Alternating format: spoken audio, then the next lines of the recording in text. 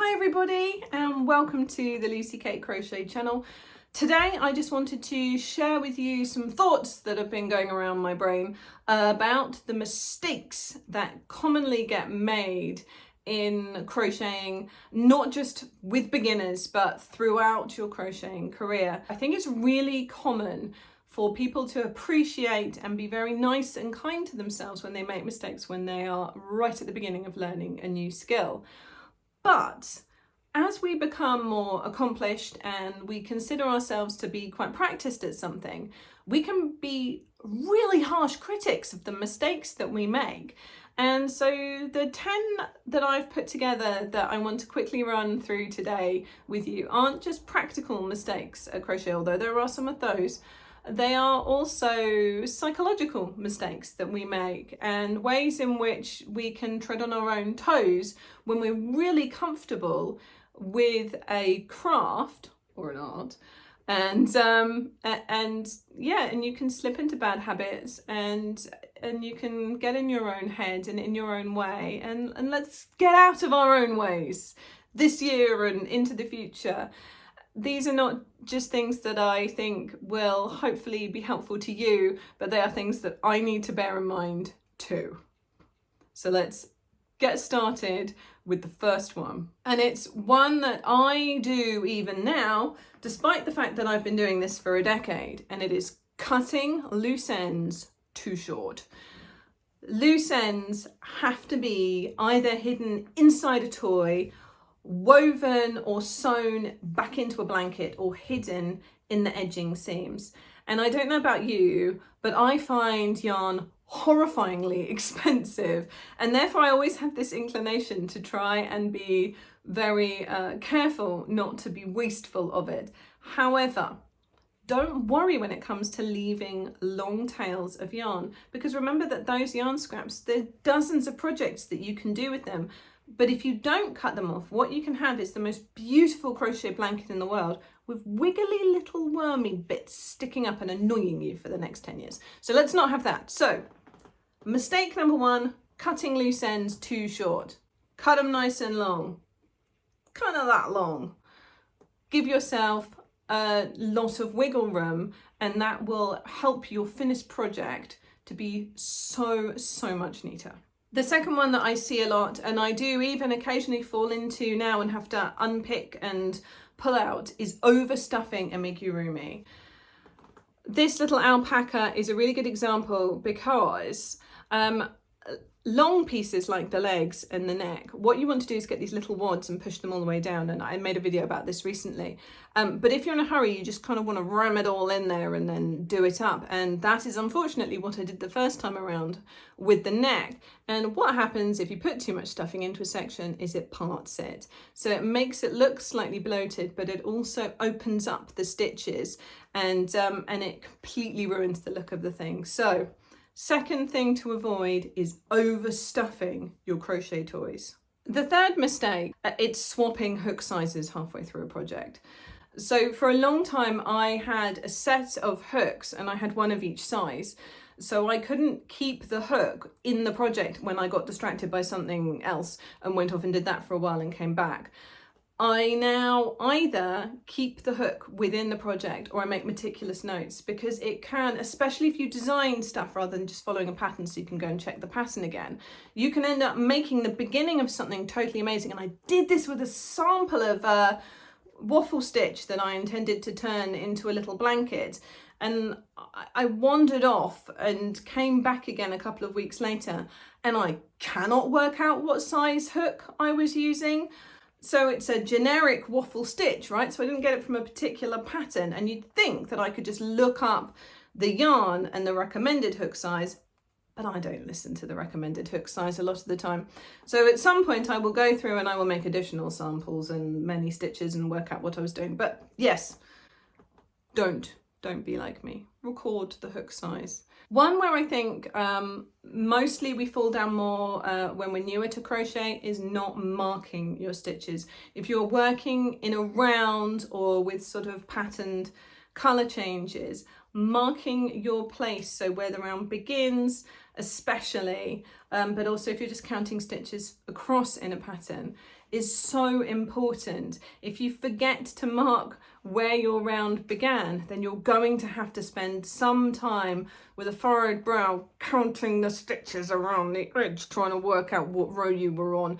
And it's never like a sensible even number. Oh yes, it's 32 stitches, so I must be on round 7. It's not gonna be. It's going to be some odd number in between, which means you got part of the way around one of the rounds, and then you have to do maths, and I don't want to do maths. So mark your stitches, and you don't need to spend money on stitch markers, even though you can get them quite cheaply, but just use a little bit of yarn and just thread it through. That's fine too, especially if you use a different weight or texture of yarn to the one you're working with. It tends to stay in the stitch a little bit better. So yes, not marking your stitches, big mistake to avoid. Another thing that I see crop up a lot, sort of reading sort of Facebook groups and things like that, is people who have chosen a different yarn to follow a pattern with, but not realise that the yarn is a different weight to the one the pattern is written in, and therefore they need a different hook size. And it doesn't actually even have to be a different weight. Sometimes you can have, you know, 3 different worsted weight yarns, and actually they work up with slightly different hook sizes. So do a sample if you change the yarn, read what's on the packaging, and make sure that if you switch the yarn, especially if you switch a yarn weight, you must switch your hook too. And remember that when you do that, it's going to change the size of the finished thing. So if you're making clothes, be extra specially careful to make up a sample. Another thing that I highly recommend avoiding, that I kind of skirted around earlier, is ever throwing away yarn. Even if you've got like the scrappy ends of a "this is never going to make anything" ball of wool, store it somewhere. You will find a use for it, even if it's for little details on faces, or even if you just use it at some point, again, for stuffing within a toy. There is so much to be said for keeping back those scraps. You never know when you want that little leftover bit and you're making a whale and you're like, oh no, if only I had a different shade of blue for the blowhole, you know. These are real life problems. Don't throw away yarn. A big mistake that I made early on, and in fact, it's even dumber, right? Because I have made this mistake previously with wallpaper. That was an expensive mistake, is not recording the batch number. When wool is dyed, it's dyed in batches, and however carefully the manufacturer tries to be consistent with the shade and the tone, the fact is that between batches there is a difference in colour. So if you're making a project that's going to be quite big or involve just more than one ball of wool, write down that batch number, keep a record of it, take a photo of it with your phone, make sure that you know, if you're not buying them both, if you're gonna, oh, I'm gonna play a bit of yarn chicken and I'm not gonna buy it all at once, write down the batch number. It's a total lifesaver. Not writing down the batch number is a mistake. And the last things that I wanted to talk to you about really are the more sort of psychological, I don't know if that's quite the right word, but parts of the process and the parts of the being involved in the hobby. And one of them is being careful to not push yourself to working for longer than you should. If you're crocheting something big and repetitive, or even if you're just working on a part of the toy and it's getting late and you're tired and you want to go to bed but you feel like you need to get past a certain point, just don't. Just go to bed, mark the stitches, write down where you are, stick them in a bag, put them on a shelf out of reach of dogs and children and cats and ferrets. Just stop. It is a huge mistake to push yourself for longer. Very much almost the same, if not tangential, is know when to quit. If you're decided that this year you're going to make a temperature blanket and you're going to record the temperature every day and you're going to make a row in every single different colour and you're going to do it for your cousin John so that you can give it to him on his birthday, which is exactly the day after the 365 days of your temperature blanket, and you get into day 18 and you just don't want to do it anymore, quit. Just stop. There are so many ways to enjoy crocheting, and unraveling yarn is so effective. You can unravel that thing, you can take it apart, you can roll it back up again, You can use it to stuff a pillow. It's fine. Quit. If you want to quit, just stop. And it's fine to stop that project forever. Nothing bad is going to happen. It's all right. And I say this because I assume that I'm not the only one who does this. I tell myself that I'm going to make my friend the most amazing, appropriate toy animal for her new kid. And then I spend hours researching the animal and trying to work out how to make it fit into crochet shapes, and I can't do it. And it's making me so sad and angry with myself. And then I step back from the situation and realize that she'd be just as happy with something else. It's so fine to have an idea and not follow through. Life's really short. Let's just do the things that we enjoy. Even if you've said to someone, you're going to do something as a commission and you realize that it's just out of your remit or your time or your emotional capacity to do it, you can stop, and that is fine. And okay, occasionally someone might be a little bit pissy about it, but that is their problem. And you need to prioritize yourself and staying passionate about this incredibly cool thing that we're doing.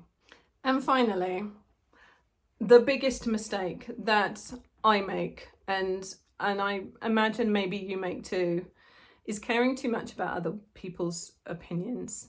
And not just the people that we're making things for, but the people who casually walk past and go, that's a strange aardvark, when you're making a turnip. Try not to take other people's views to heart and to keep doing it for you because you like it. And you can't ever please everybody. And sometimes you can't please the person that you want to please. And that's okay. And it's like that sunscreen song, isn't it? Because if you learn how to do this, then tell me. But I'm working on it, and it's one of my things for this year. I'm going to try and take other people's criticism of what I'm making slightly less to heart. And it's not just criticism, it's when they try and give me ideas. I have too many ideas, and I love hearing other people's ideas, but I don't want to hear the same idea 7 times and about why you think your idea is better than my idea. It might well be, but I'm only going to make something that I'm inclined to make. So if it doesn't do it for me, it's probably not going to happen. And pushing people just makes them feel pressured, doesn't it? And it's such a theme when I go off on these tangents. But those are, I think, 10. It felt like 10. We'll call them 10. Those are the 10 mistakes that I highly recommend that you avoid when you're crocheting, whether you are a brand new beginner or a decades in expert, professional, awesome, super cool crochet master. Let me know what you think. I'd love to hear your thoughts. Let me know. And thanks for joining me, and I'll see you in the chat. Happy crocheting.